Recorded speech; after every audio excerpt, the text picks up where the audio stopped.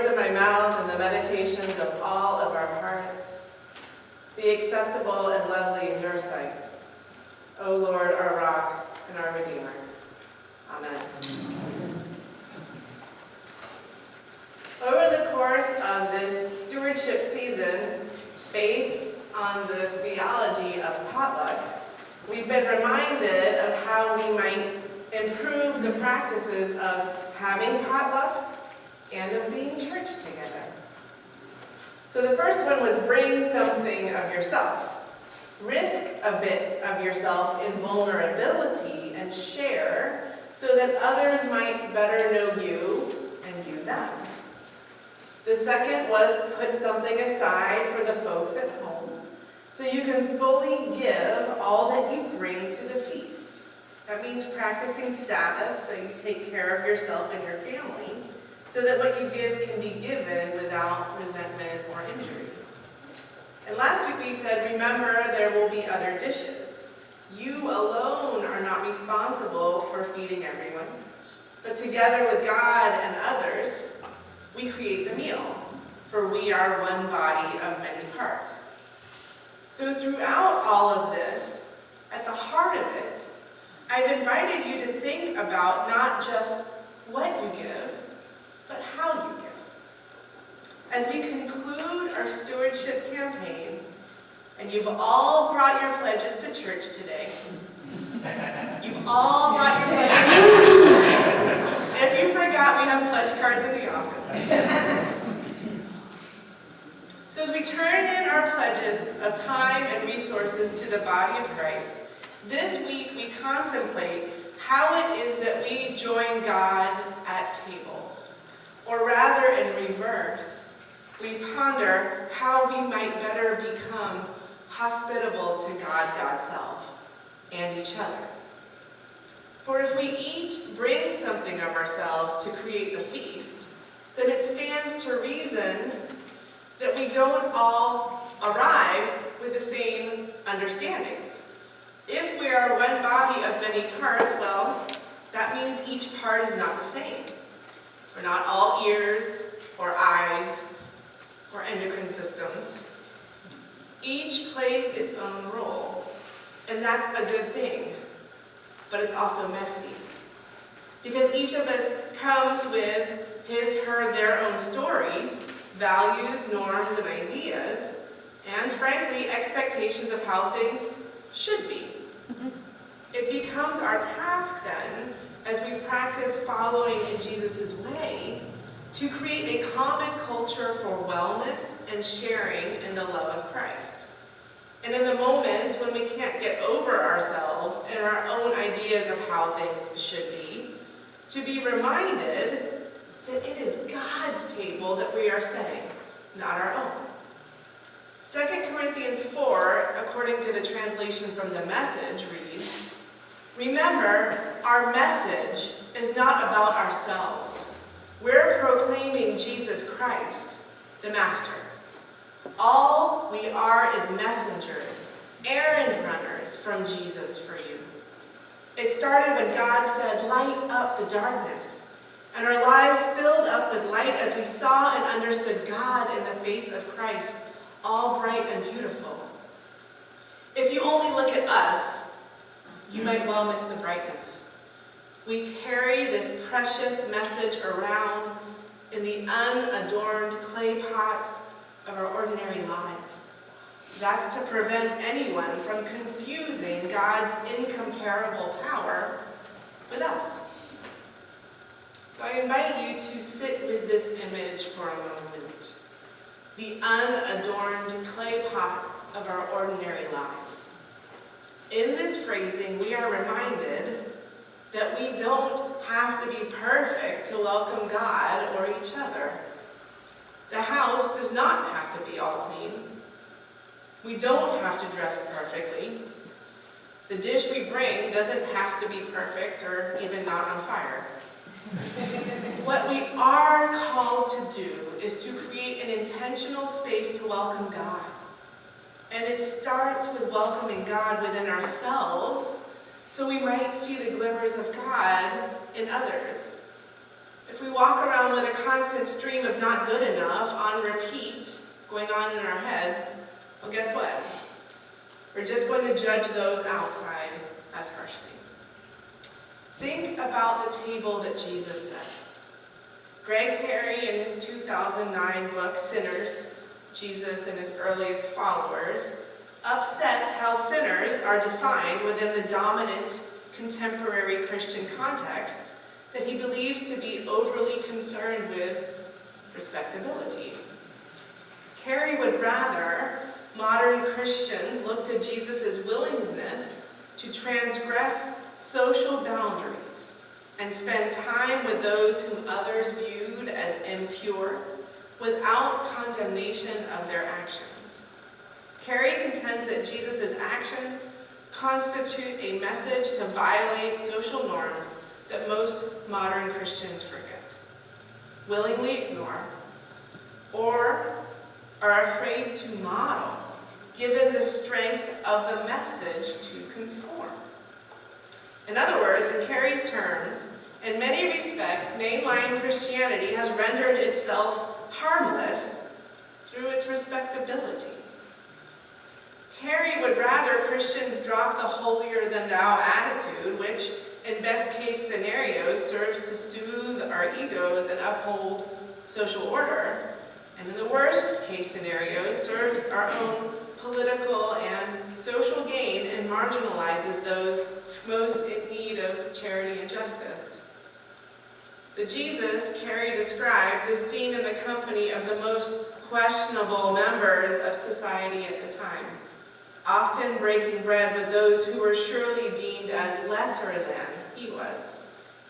He points out that in the 2nd century BCE, women would usually only have been present at meals if they were slaves or prostitutes providing services. Jesus' transgressions against Jewish purity laws, Carey describes not as an attack on the law, which could lead to anti-Semitic interpretations, but rather as an acceptance of the impure people who came to Jesus because his holiness could withstand the contact. Think about this. Jesus was secure enough in his own holiness to sit at table with those others would vilify. What if we Christians were as secure in our own faith, in our own belovedness by God? Well, then the need for judgment goes out the window. The fear of different ways of being could melt away in the face of that security. Security in self and in faith allows for bemused, curious interactions at difference that can bridge the gulfs between us. It moves from an, oh my God, did you see what she did? To, wow, tell me about what you did here. I want to understand. So if we listen to the Jesus described by Carey, then we are to understand that as his disciples, we are called to transgress social mores in the name of widening the welcome. That rules, for the sake of rules, that which are designed to keep false senses of control, are the last thing Jesus would want.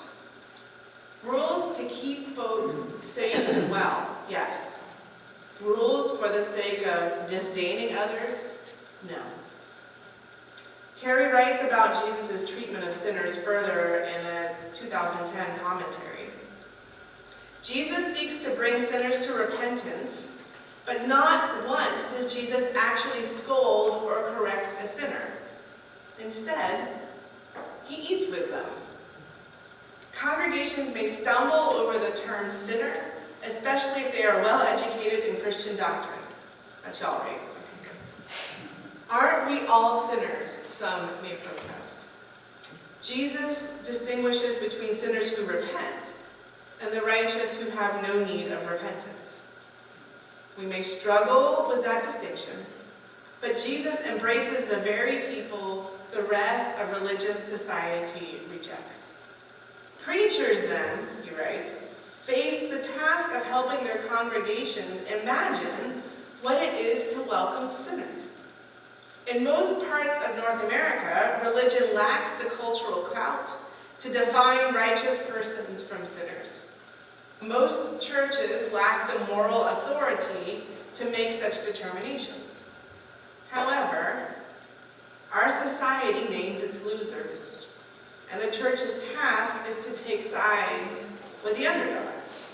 Do we have the courage, first, to speak out loud who are the sinners in our cultural moment, and second, to take sides with them?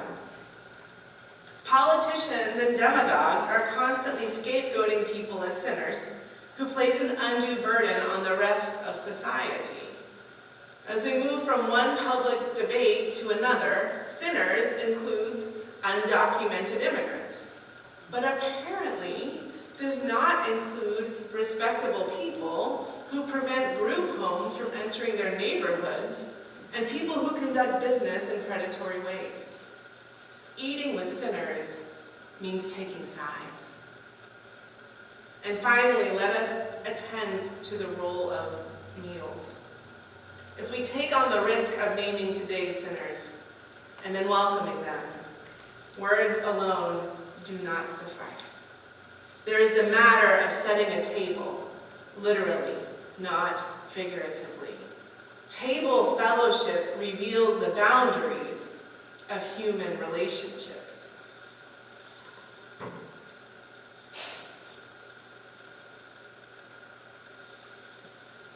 Church, each of us has his, her, their own work to do, to understand each other, and to open our hearts to each other's stories and ways.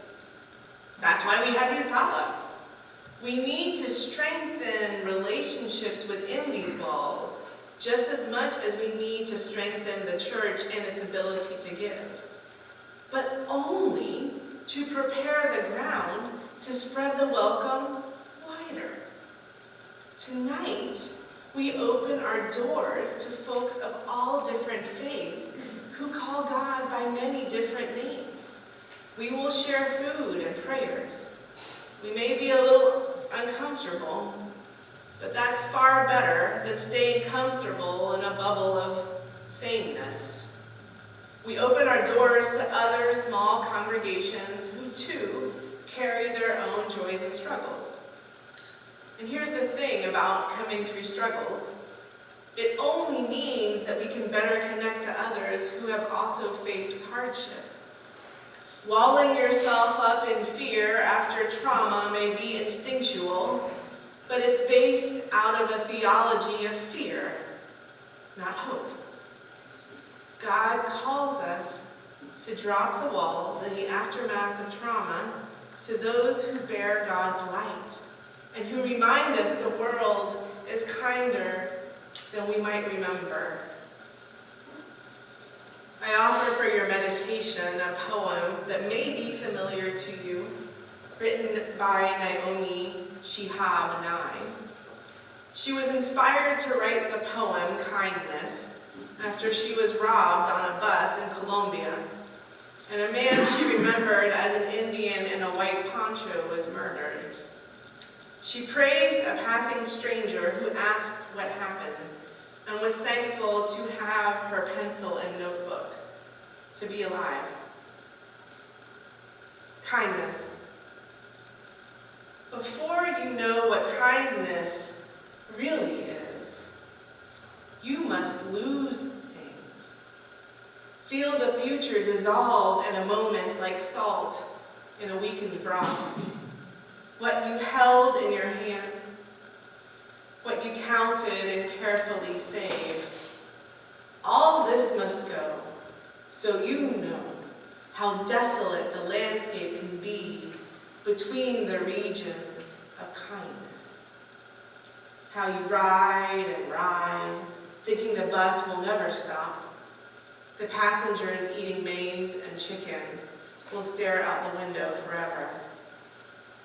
Before you learn the tender gravity of kindness, you must travel where the Indian in a white poncho lies dead beside the road. You must see how this could be you. How he too was someone who journeyed through the night with plans and the simple breath that kept him alive. Before you know kindness as the deepest thing inside, you must know sorrow as the other deepest thing.